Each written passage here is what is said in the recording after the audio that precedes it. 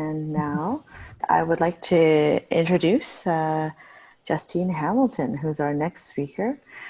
Justine is someone that helps us on our curriculum committee for the McMaster Program for Faculty Development, and she's a really active and engaged educator and very inventive. So she's actually been hard at work thinking of new ways to teach clinical skills that are not the communication kind, but rather actually observation and actual kind of like physical maneuvers and stuff. So I'm going to put her spotlight now on her, and I'm going to give her the floor there. Hi, everyone. I'm going to share my screen here.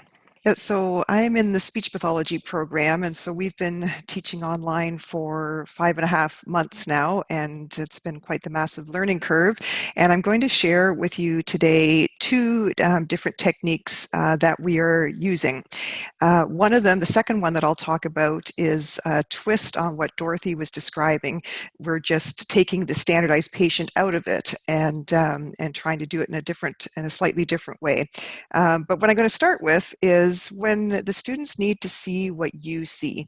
And one of the challenges we have in speech pathology is you need to examine somebody's mouth, and how are we going to teach that when the students are with us virtually? And so the solution we came up for this one was to turn a webcam into a head cam. And I'm going to demonstrate this for you, so get yourself prepared. It's quite an attractive presentation. But what you need to think about for doing this is, in advance, you have to think about what materials your students are going to need to complete the task, and you have to ship them out to them or arrange for them to pick them up. In our case, examining a mouth, they might need a dental mirror, a tongue depressor, etc. You then, on your end, need to have a family member or friend that you can train to be your volunteer. I couldn't drum up any volunteers this evening, so I instead have a stuffed llama who will be my patient for us tonight. And of course, then you need to test your tech options. And this is why I'm going to demonstrate to you exactly what I'm doing, thinking about how you're going to secure a webcam to a headband, figuring out the positioning, where your camera is focusing on, where your head is relative to the camera, and figuring out how to switch between two cameras. The reason I'm talking about using a webcam, you might first think of a GoPro instead. GoPros, A, they're expensive, but B, they tend to be designed for recording video that you would then upload later rather than for a live streaming situation. You can actually get them to live stream. There are just a few steps involved, and it just seemed like it was going to be much simpler, much cheaper to use a webcam. So that's why we're using the webcam. So most of the prep work for this is all done in advance. And on the day of, you just want to recheck your tech, make sure it's all working. And when you're doing the demonstration with your students, you'll want to make sure you're talking through the clinical aspects like you normally would, but just talk through the tech aspects as well. So if you're about to switch cameras from the regular desktop webcam into your head cam, just talk them through that, just in case anything goes wrong technologically, they know where you're at in your plan. The other thing you'll want to arrange is to have somebody, if you've got a classroom assistant, a TA, some second set of eyes essentially, to monitor the camera angle and to monitor the chat for you. Because what you're going to, once you've got the head cam on, you're going to be focusing on your patient, and you don't want to be having to turn and check the monitor. A, it's difficult to do, but B, if you've been teaching on Zoom, you know that any amount of motion is amplified big time, and especially when you've got a camera attached to your head. So you want to minimize movement. So what I'm going to do is I'm going to demonstrate this. And what I've done is I bought a $12 purchase. So this is actually a GoPro headband, but I actually tried it out for any of the ladies out there with just a regular headband, and it works with a regular headband as well. Essentially, you just need something to go across your forehead. And because I like to use the headphones and the microphone, what I'm going to do is take my headset off, attach the webcam, and then I'm going to switch to show you the view from the webcam. Now, if my computer's set up here, I happen to have used up all of my USB ports for all the different technology I'm running these days. Most of the time, you would just have your webcam plugged in already. So I've got the webcam I'm looking at you through right now, and I've got my second webcam. Normally, the second webcam would just be plugged in, and Zoom has an option, I assume other platforms do, where you can switch between camera views. In this situation, I have to unplug one cam and plug in the other one.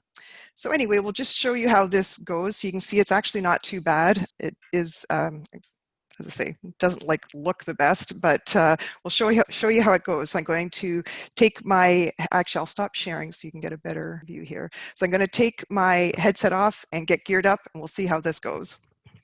As I said, it's a very attractive look. It's got a bit of that 70s workout thing going. And I just, the webcams these days come with all sorts of different ways of clipping on, so it's pretty easy to clip on.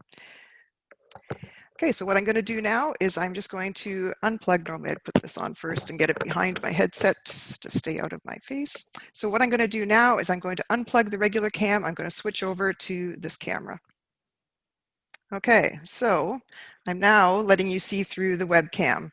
So I've got my patient here, and so if I'm doing any sort of examination, you can see what I'm doing. You can see into the patient's, in our case, mouth. You can see what my hands are doing. And so, as I say, the main task is to make sure you keep your head focused on the patient and that you've figured that out to begin with. So now I'm going to flip back to my regular camera. So we'll disconnect for a second. And when you switch between cameras, it takes your video off for a moment. So that is that part of the show. Okay. Lots of people are excited, like me, how cool that was. So that's pretty awesome. Thank you so much, Justine. No problem. Yeah. So The demo is very helpful. Well, that's just it, because you have to sort of figure it out, and this is not something you want to try cold the very first time. You definitely want to practice in advance, and the head motion is the biggest challenge, and maybe I just move more than the average person, but it's trying to be still when you've got the head cam on. I'd actually tried connecting the webcam to the headset, but it just became really high, and the angle wasn't as natural. So the next one I wanted to talk to you about is what I'm calling an asynchronous video OSCE. So similar to what Dorothy was talking about, in a normal situation, we would have a real-time interaction with a standardized patient, and we'd use phased or staged video responses, or we're replacing that with phased or staged video responses. So the only time this comes in handy is when the real-time interaction isn't required. So you don't need to see an immediate response from the patient, and the speed of response isn't an essential competency. If those two are required, that's when you need to do the version that Dorothy was talking about. The example that we did back in May was the task that we would normally have done in person, is that the student was given a bunch of assessment results and recommendations. They had to review those, and then they had to go into a room with a patient and explain the results in layman's terms, and explain the recommendations, which maybe are not going to go over too well with the patient, and then respond to the patient questions. And so we needed to convert that, and we thought, do we really need the patient there, or can we mock this up another way, because we were trying to figure out how do you do a mass volume of online patients. Just to let you know what we did in advance, we sent the detailed instructions about how the task will proceed, just like you would for any OSCE.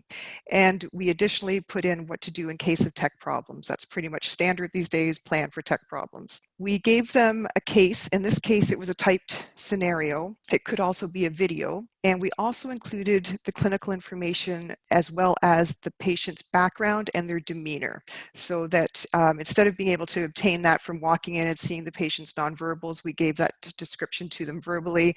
It could also be done via video. And what we did in this case is we determined we would have two stages. So the first one would be recording the student sharing the results and recommendations. And then the second stage would be when we'd send them the questions from the patient, and they'd have to record their responses to the patient questions and concerns. So then we use A2L, Avenue to Learn, as our learning platform. And so we just had everything set up so that things were released at a certain time and the video uploads were due at a certain time. We chose the lengths of time to make sure we built in time for tech problems. Just the way of the world these days. And so actually on the day of, there's actually not much to do as the instructor, because it's all just happening on its own. But you just want to make sure you're available to troubleshoot tech problems if you've got a student freaking out because they can't upload something. So this is the example that we did. And so we had all the assessment results and recommendations released at 9 a.m. At the same time as we released the patient profile. We gave the students, I think it was an hour, and in that hour they had to analyze the results, prepare their response to meet the OSCE criteria, and then upload a video of a specified length. We gave them 7 to 9 minutes. And again, the 10 a.m. time frame we took by making sure they'd have enough time to analyze, prepare the response, and run into tech problems. So they had to upload by 10 a.m. and then stage 2 happened at 10:30. And at that time, what we did, we chose 10:30 so that all of the videos would be in before they heard the questions from the patients. And so at 10:30, the questions from the patients were released, and then they had to upload a 2 to 3 minute video response to the questions by 11 a.m.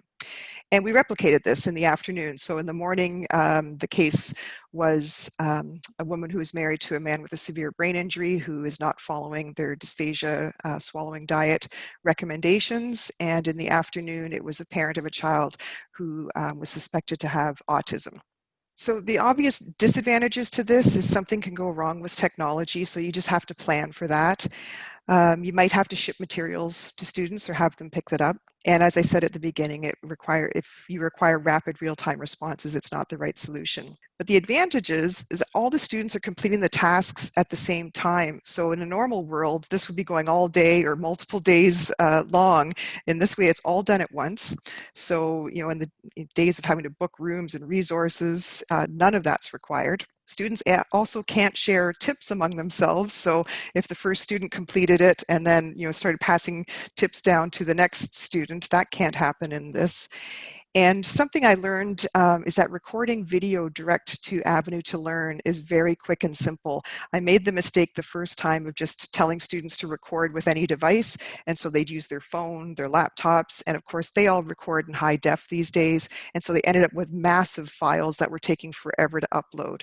So we discovered that you can actually, in your submission window in A2L, set it for uploading a video or recording a video, and the file sizes are tiny, so they're uploaded almost instantly, so you don't have any lag time for uploading. And so that's just a twist on Dorothy's version of some ways you can do an OSCE, but without having a standardized patient and not really needing that real-time setup. So I'll stop there and turn it over to the next person.